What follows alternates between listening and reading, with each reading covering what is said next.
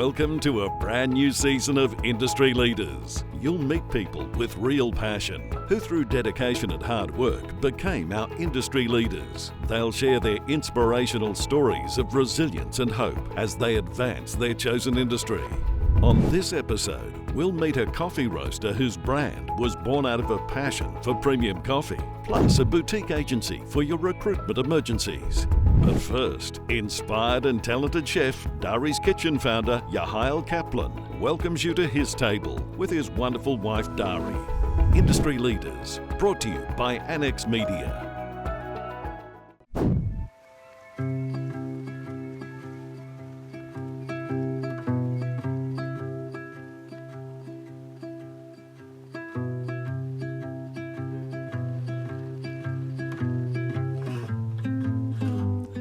I started in my life quite early, and on the age of 13 or a bit before, I knew what I wanted. I knew I wanted to work with animals, to become a farmer. I love the soil, I love the earth, and that's what actually I believed. And I started on the age of 13, I left home. I moved into an agriculture school, and I started my life, and I did only what I wanted, not what someone else wanted.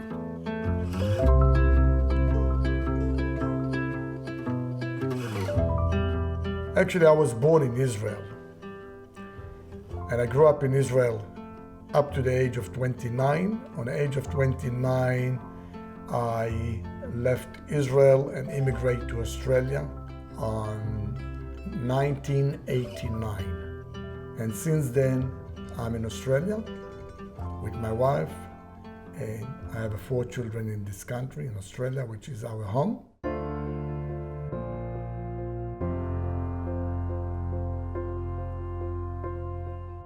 I had a kosher catering and a restaurant, and I took a partner that is not from the industry, and he actually brought the business to a wrong way, to a different way. And it came to a stage that actually the business didn't generate any more money. We had no work, and I had to put money out of my pocket in. And we came to a stage that actually was a bit of a dispute. I walked in one day, put the bunch of the keys on the bench, and I said goodbye, and I walked away. Left everything behind.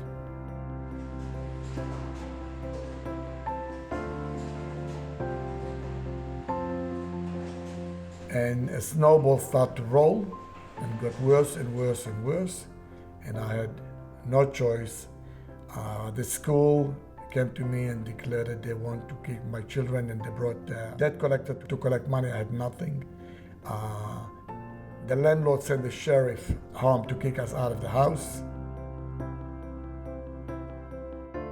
I've lost all what I had, and I was demanding, and I was desperate that I have to put my dream in life, to put it on. So I had the support of my wife, I have the support of my children. I didn't tell them anything, and it just naturally started.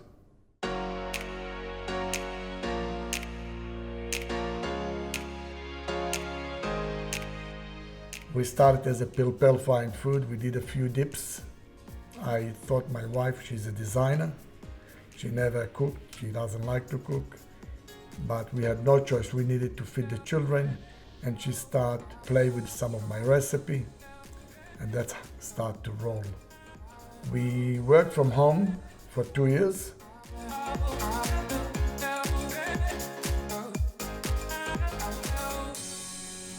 It was a terrible time, but I knew what I'm going to do. I knew what I want to do. It was a dream that it have to come up. The business actually started with this little machine that belonged to Dari. Do you believe it? Yeah, that is Dari's table. So that was my home, food processor, which I cooked for, the kids, the family. I'm a designer. Kitchen is not my natural place, but Chilik taught me the few recipes we started. He had to go to work and, to feed the family. 4 little kids, 4 little munchkins, and I just used this until one day the engine blew up because we worked too much. And then we moved to a bigger machine, and then we moved to a small commercial machine. We used to do half a kilo at a time, Yeah. and that's how we used to fill up. I used to go to try to sell.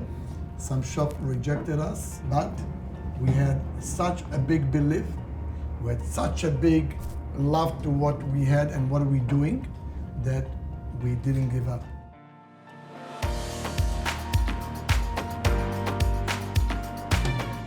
Dari's Kitchen holding 3 brands. The original brand was Pilpel. Pilpel started with about 6 products and grew up to 12. Then we introduced Dari K, which it is soups and a chicken soups, all fresh products. Then we introduced Dari's Table, the hummus. Today we're going to produce about 50,000 types of chicken soups, which is going to the supermarkets. When I was living in Israel, at the age of 24, I came back from the kibbutz, the communal life where I used to live. Coming up on Industry Leaders, more from the chef with over 25 years of experience, who was born in Israel, lived in a kibbutz, and knew what his calling was from age 13. Dari's Kitchen founder-director, Yahail Kaplan.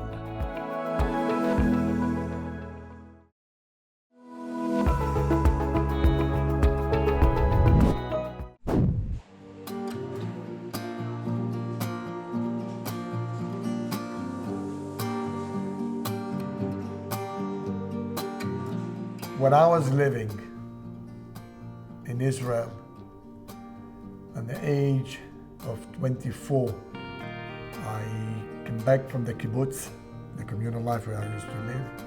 I went to visit, and I back home, and I don't know why, I felt that this evening I'd like to talk with someone.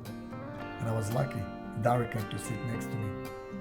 I'm a shy guy, I'm not outside, not talking with the girls, that's not my way. And I started to talk to her, and I don't know why. And from the moment I sat next to her and I started to talk to her, and I don't know why, I said, that's a girl that I want. And since then, we are together. Dari, she is not my wife. She's my life. She's my friend. She's everything for me. She's my oxygen.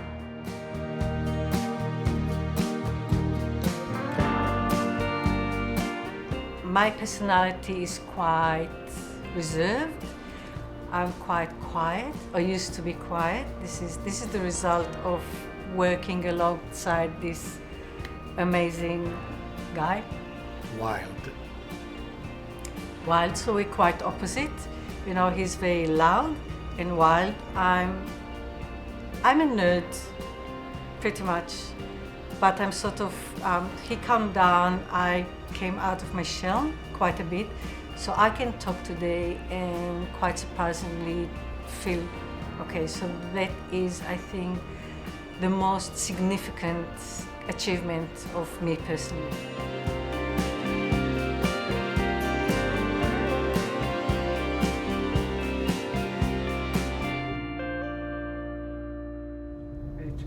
You want to see? You are the first one that you met us on this business. You remember? At the food expo?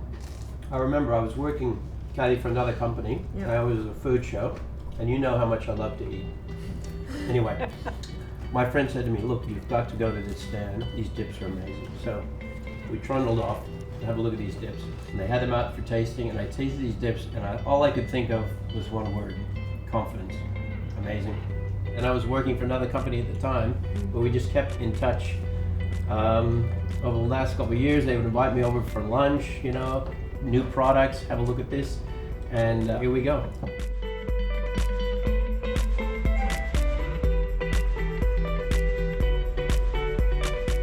You know, for me, when I'm coming to work, I'm not coming to work. I'm coming home. I'm coming home, so I'm coming to see my wife. I'm coming to see my boys. I'm coming to see my daughters. I want to see how they are. So when I walk in, I do not go into my office. I walk in through the kitchen, all the way, and one by one, I ask, how are you? Hug, and I smile to them, and I want to make sure they are happy. I met Darius and Kaplan when 2008. I came here, I met Kaplan in the morning. I said, "Good morning, sir." And then he straight away talked to me, "No, sir. My name is Kaplan," he said. And then start with.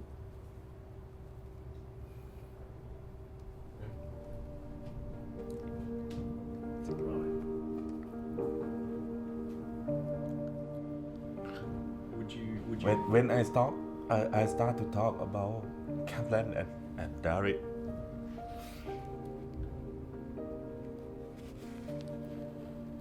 They are more than my boss. They like my parents. I lost my father 2007. After that, I came here.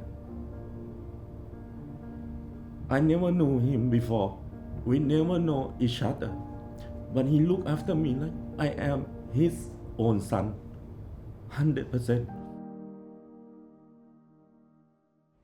One of my favorite stories when I first met Dari and Cap and they were working from their apartment from home was they used to make everything at home, and everything was from raw ingredients. So buying the best ingredients and then processing them at night.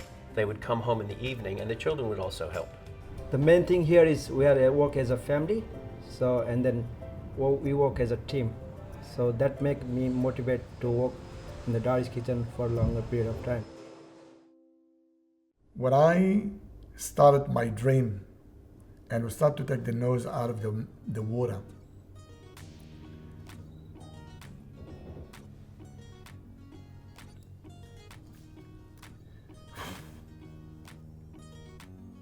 I always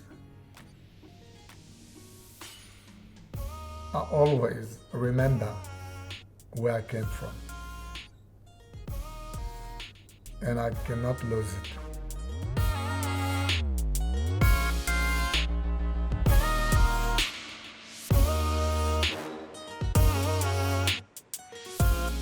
What is your plan for Dari's Kitchen for the future? The plan for Dari's Kitchen is, for me, I would love to see our products on every table in Australia.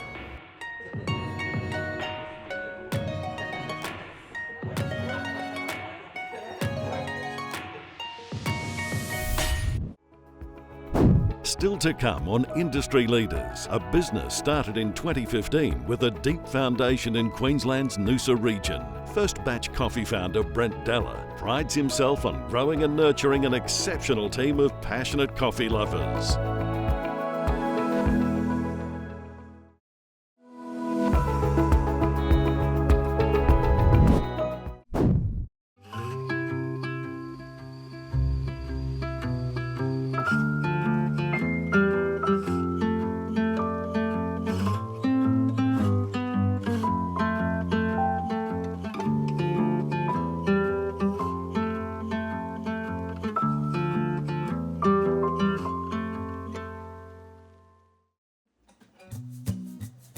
Why coffee?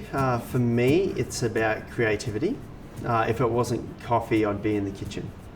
And that's where it started for me as a short order cook. I attended a training session by a coffee rep. I was only 18. And that's when latte art and coffee culture was really starting to take off in Australia, or Brisbane anyway, in 2004. And once I saw that rep pour some latte art, I went, that's for me. That's what I need to do.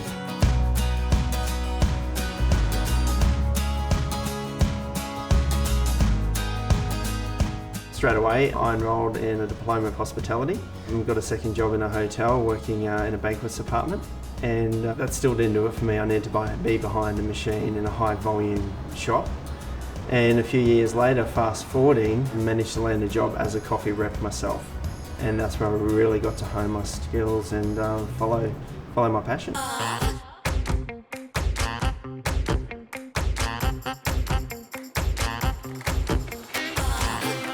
At First Batch Coffee Roasters, we roast only specialty coffee.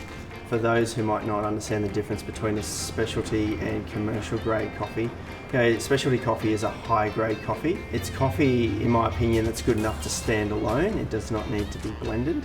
However, we do blend specialty coffee here, and that's where I get to have my fun and explore, I suppose, different taste profiles that can be achieved, not just through blending specialty coffee, but also how we roast that particular coffee.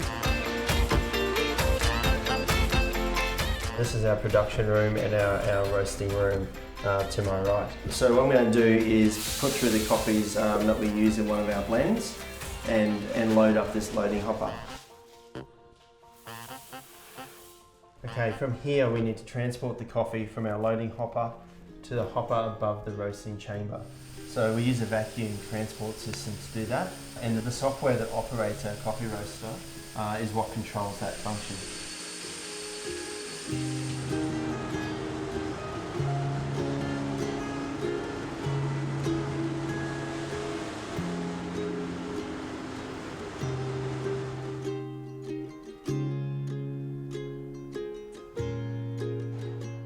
Our green coffee is blended before roasting, not after.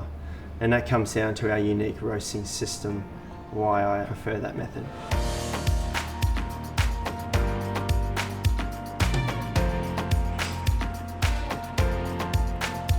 The Coffee Training Co. is another brand of mine that we started in 2014, so a year before First Batch. Training is important because for me, at the end of the day, 50% of a cup of coffee is the barista. Well, I say 25% machinery and 25% product. Every barista in every shop that we supply, or cafe or restaurant we supply, they represent our brand. They are First Batch. They are the experience that people have of our brand and our coffee. It's a big reason why we don't have sales reps. We don't knock on doors. We have a team of trainers. We've got a layer of skin, a layer of pulp, and there's some husk underneath there as well that all needs to come off before we can get our green bean. Then we get our dry processed coffee. So it comes in looking like this. Before we need to extract our roasted coffee through our machine, we grind it down. So then we have what we call our coffee grind. So it looks just like a powder. And we end up with our shot of espresso. Rewind back to Brisbane. My wife's in her corporate job and I was in mine, and I came home from work and said, guess what? I roasted my first batch of coffee today. Yeah, we poured a glass of wine, looked at each other, and we need to register that.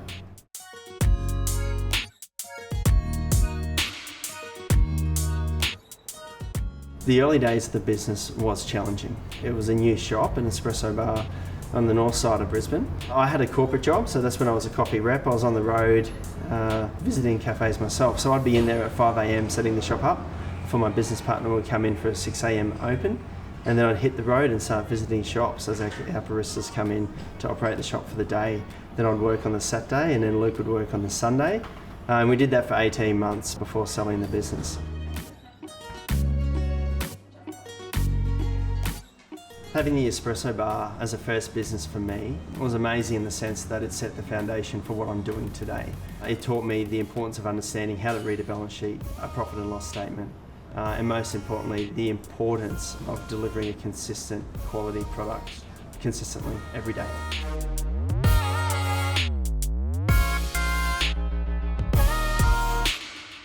So it feels amazing when I know the roast is right and all this hard work is paying off. To hear customers have a coffee and say how good that coffee is, to me that's the most satisfying part of this business.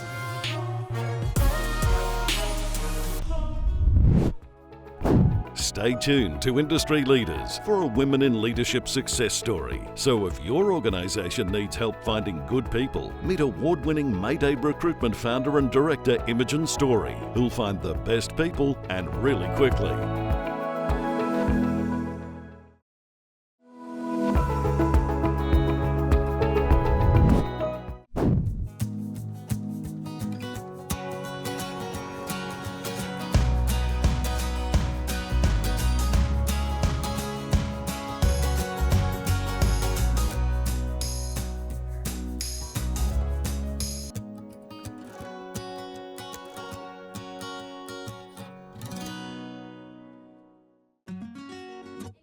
I moved to Australia in 2009 with my recruitment career and was very fortunate to be given some amazing opportunities within the industry and work my way up.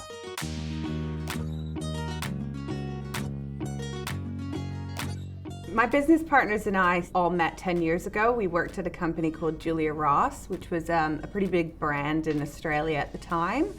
We all worked together for a number of years and eventually Julia Ross sold the business to another organisation. We all moved on, went to different companies and ultimately became competitors.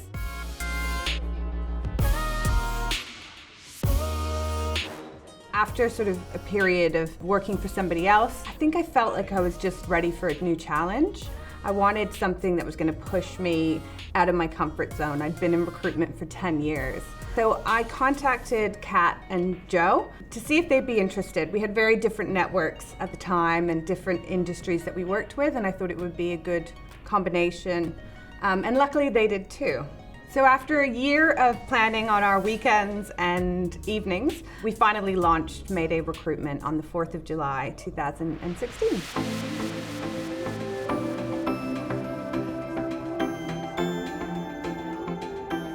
We identified there was a gap in the market. There was two main things we wanted to focus on. One was bringing back the care factor to recruitment, and the other being an employer of choice.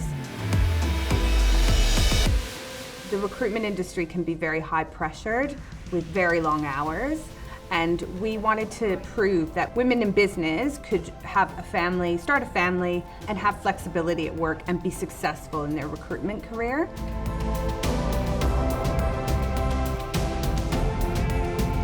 Mayday work with organisations from small startups right through to big blue chip organisations. We recruit across mostly shared services spaces, so finance, marketing, HR and administration.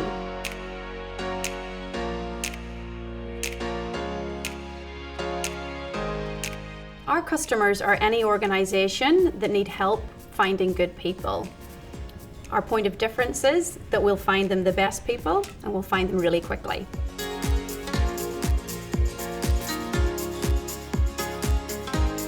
Mayday has undergone incredible growth in the last 2.5 years. Since we opened in June 2016 to today, we've grown from our 3 founding directors to a team of 18 people. I feel like everyone has experienced that horrible Sunday night dread of not wanting to go to work the next day.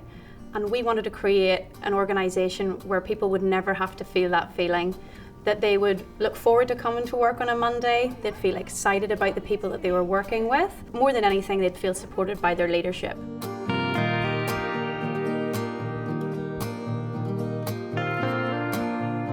We really enjoy each other's company. We don't just talk work, it's also, about people's lives.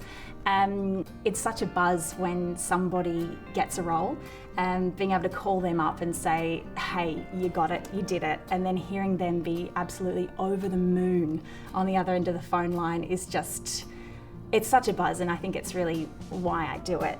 And then when a candidate calls me up maybe 2 months after they've started a role and they say, I know I said I didn't want to go to that interview and you kind of talked me into it, and now I'm so happy and I'm so glad you did because you've changed my life. It's like, wow, that's powerful. So Emily's going to kick off our speakers tonight. I know she'll do fantastic. We've both come a long way from those jobs in 2008, but still hopefully got our wit between us. I'll pass over now to Emily. Thank you. both Emily and Vanessa actually walked through Mayday doors looking for jobs. But we very much believe that as great recruiters, you always take the best talent for yourselves. And we did. Neither of them had recruitment background, but we saw something in them. For us, hiring based on attitude is so much more important than experience. So now 2 of our top team members are 2 of the top recruitment consultants in Australia.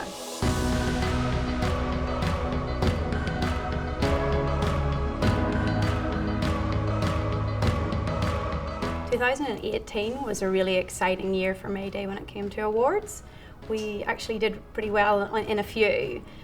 Probably the most significant for us was winning the New South Wales Business Chamber Startup Superstar Award for 2018. That was so exciting for us as a small organisation to be able to go to a big awards ceremony, to be able to take our entire team, everyone to get glammed up. It was just an amazing night. We just want to really help the next generation, the way that sometimes we haven't been helped, really develop themselves in our industry.